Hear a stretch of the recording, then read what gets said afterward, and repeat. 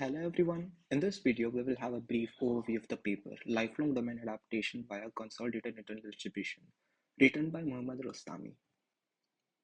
We will first look at domain adaptation and why simple neural networks and other algorithms fail when there's a change in domain. Simple deep neural networks perform well in cases where the training and testing data are captured from similar distributions.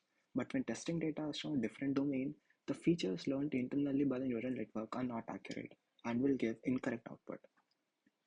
On the other hand, continuous learning algorithms adapt well in these cases, where there's a continuous shift in the domains of the incoming data. But the downside of this is to adapt to this data, they require the access to fully labeled datasets, which in turn requires to annotate massive amounts of training data. This restricts the practicality of continuous learning algorithms. Unsupervised domain adaptation is a highly relevant learning setting to our problem of interest because they use the information learned from training domains to train the model for unannotated datasets. A primary group of UDA algorithms map the training data from both the domains into a shared embedding space and align them in a way that internal distribution is minimized. But to do this, we need data from both the domains, and usually these algorithms consider a single source and test domains. This too restricts the practicality and applications of the UDA algorithms. We need to develop an algorithm for lifelong domain adaptation such that it accommodates unlabeled datasets, retains generalization for both past and present tags, and mitigates the risk of catastrophic forgetting. Let's formally define the problem of interest. We are initially given a labeled training dataset S drawn from a probability distribution P0 and sequentially arriving target domains T, which is a set of n target domains, and each target domain contains an unlabeled dataset xi. Xi is drawn from a different distribution and it's also unlabeled. The main challenges that we have to face is the non-stationary distribution and the generalization issues. And we have already seen why simple neural networks won't solve these issues. Let's have a look at the proposed solution to this problem.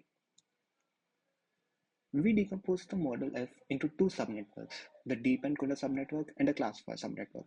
The job of the deep encoder is to map the given input into an embedding space, just like we've discussed in the previous slide. And the classifier subnetwork uses this projected data in the embedding space to classify into different classes. The key idea is to consolidate and align the internal distribution learned in the embedding space to ensure consistent generalization.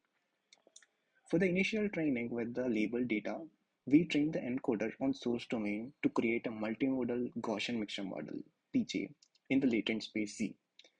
The Gaussian mixture model, PJ, is a summation of different normal distribution, each with its own mixture weights, mean, and covariance matrices. And we continuously update the model parameters as new domains arrive. For retraining the model, we need to create a pseudo dataset. This is done by generating labeled samples that become a YP from the Gaussian mixture model at time t based on a confidence threshold tau. These samples are combined with new domain data for training. The optimization objective is to minimize the cross-domain distance in the embedding space using sliced Wasserstein distance for efficient domain alignment. This ensures the model generalizes across domains without requiring access to original source data. But this is just a partial solution. The alignment of domains doesn't fully eliminate the catastrophic forgetting. To handle catastrophic forgetting, we use experience replay mechanism. That is, we store a subset of representative training samples for each domain in a memory buffer. We use these samples during model updates to retain past knowledge. We have to keep in mind that memory buffer is updated after every task. That is, more samples from the new domain is being added after every training iteration. The selection strategy of new features is done using mean of features approach. That is, we identify the features that are closest to the cluster means in the embedding space. The advantages of doing this is it ensures stability of internal distribution across tasks, and it also mitigates catastrophic forgetting by preserving key data points while adapting to new domains. Here is a brief overview of the optimization mechanism. The proposed method optimizes a composite loss function to achieve two goals: aligning domain distributions to minimize domain shift, and mitigating catastrophic forgetting to retain knowledge of past tasks. The loss function is formulated using the following expression. The first term is a pseudo-label loss, Second is experience replay loss. Third and fourth term are the domain alignment losses. The pseudo-label loss ensures that the classifier generalizes well on pseudo-label dataset generated from the internal GMM distribution. This encourages learning from high-confidence samples. The experience replay loss retains knowledge of previous tasks by replaying representative samples stored in the memory buffer. This mitigates catastrophic forgetting. The domain alignment losses aligns the distribution of current domain on the buffer with the consolidated internal distribution in the embedding space. This uses sliced Wasserstein distance for efficient computation. Lambda is a trade-off parameter between the domain alignment losses and the loss associated with the classifier. Let's have a look at the results obtained using the algorithm.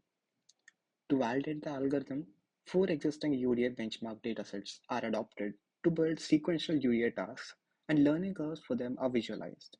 In these learning curves, the model have been trained for 100 epochs for each task, and then we have moved forward to learn the subsequent task. 10 samples per class per domain are stored in memory buffer for experience replay. First, let's consider the digit recognition task, which consists of three domains: the MNIST, the USPS, and the SVHN datasets. We first observe that domain shift leads to an initial performance drop on the target domain in all the tasks. However, there is a jumpstart in performance. That is, the learning curves of subsequent target tasks initialize significantly higher than random label assignment. This can be seen for the M and U datasets. The accuracy started at 60. This initial jumpstart occurs due to similarity between the domains, leading to knowledge transfer from past experiences. The rising behavior of the learning curves after this initial performance demonstrates that the algorithm efficiently improves performance of the source trained model. Another important feature is that the accuracy drop of previous domains is not significant while training the current domain.